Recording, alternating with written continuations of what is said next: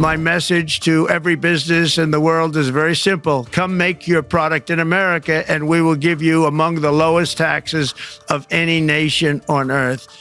We're bringing them down very substantially, even from the original Trump tax cuts.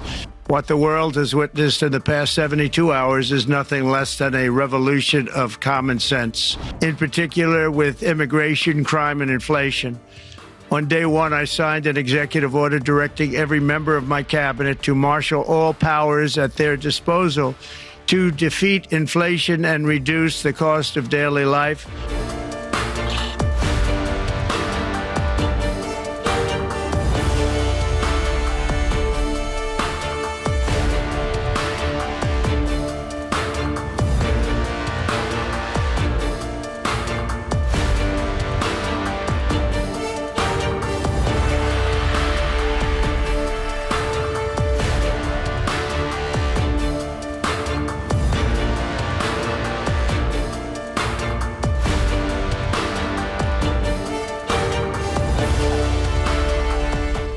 I have promised to eliminate 10 old regulations for every new regulation, which will soon put many thousands of dollars back in the pockets of American families.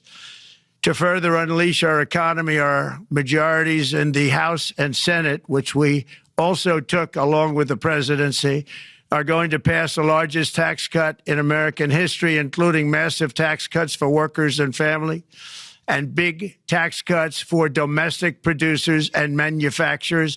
And we're working with the Democrats on getting an extension of the original Trump tax cuts, as you probably know, by just reading any paper. My message to every business in the world is very simple. Come make your product in America, and we will give you among the lowest taxes of any nation on earth. We're bringing them down very substantially, even from the original Trump tax cuts. But if you don't make your product in America, which is your prerogative, then very simply you will have to pay a tariff, differing amounts, but a tariff which will direct hundreds of billions of dollars and even trillions of dollars into our treasury to strengthen our economy and pay down debt. Under the Trump administration, there will be no better place on earth to create jobs, build factories, or grow a company than right here in the good old USA. Already, Americans' you can see this, I think, maybe even in your wonderful, wonderful room that you're all gathered together, so many of my friends, but Americans, the economic confidence is soaring like we haven't seen in many, many decades, maybe not at all. Upon my election, it was just announced that small business optimism skyrocketed by 41 points in a single month. That's the highest ever. There's never been anything like that. SoftBank has announced between a $100 and $200 billion investment in the U.S. economy because of the election result. And just 2 days ago, Oracle, SoftBank, and OpenAI announced a $500 billion investment in AI infrastructure. Other companies likewise have announced billions and billions and billions, adding up to trillions of investment in America, in the United States. And it's also reported today in the papers that Saudi Arabia will be investing at least $600 billion in America. But I'll be asking the Crown Prince, who's a fantastic guy, to round it out to around $1 trillion. I think they'll do that because we've been very good to them. And I'm also going to ask Saudi Arabia and OPEC to bring down the cost of oil. You got to bring it down, which, frankly, I'm surprised they didn't do before the election. That didn't show a lot of love by them not doing it. I was a little surprised by that. If the price came down, the Russia-Ukraine war would end immediately. Right now, the price is high enough that that war will continue. You got to bring down the oil price. You got to end that war. They should have done it long ago. They're very responsible, actually, to a certain extent for what's taking place. Millions of lives are being lost. With oil prices going down, I'll demand that interest rates drop immediately, and likewise, they should be dropping all over the world. Interest rates should follow us.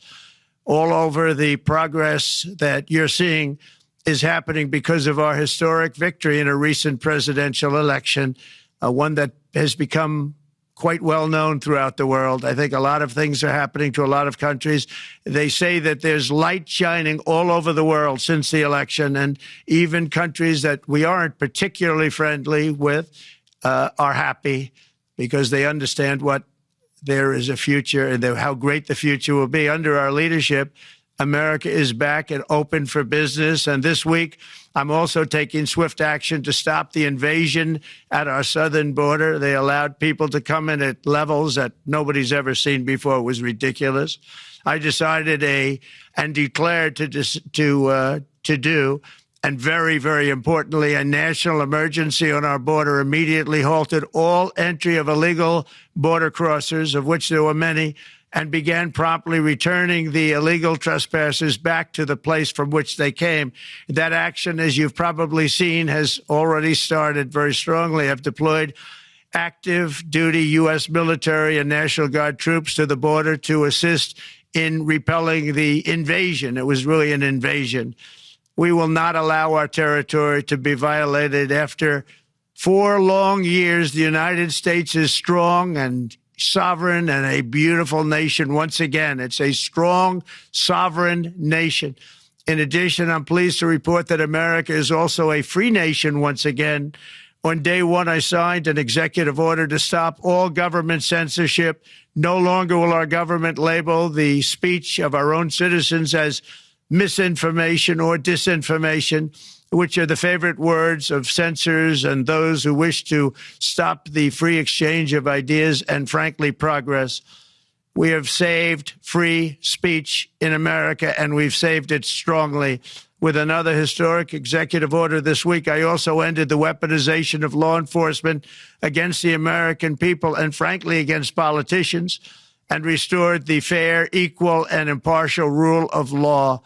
My administration has taken action to abolish all discriminatory diversity, equity, and inclusion nonsense. And these are policies that were absolute nonsense throughout the government and the private sector. With the recent yet somewhat unexpected great Supreme Court decision just made, America will once again become a merit-based country. You have to hear that word, merit-based country. And I've made it official, an official policy of the United States, that there are only 2 genders, male and female. And we will have no men participating in women's sports, and transgender operations, which became the rage, will occur very rarely. Finally, as we restore common sense in America, we're moving quickly to bring back strength and peace and stability abroad. I'm also going to ask all NATO nations to increase defense spending to 5% of GDP, which is what it should have been years ago. It was only at 2%, and most nations didn't pay until I came along. I insisted that they pay, and they did, because the United States was really paying the difference at that time, and it was unfair to the United States. But many, many things have been unfair for many years to the United States.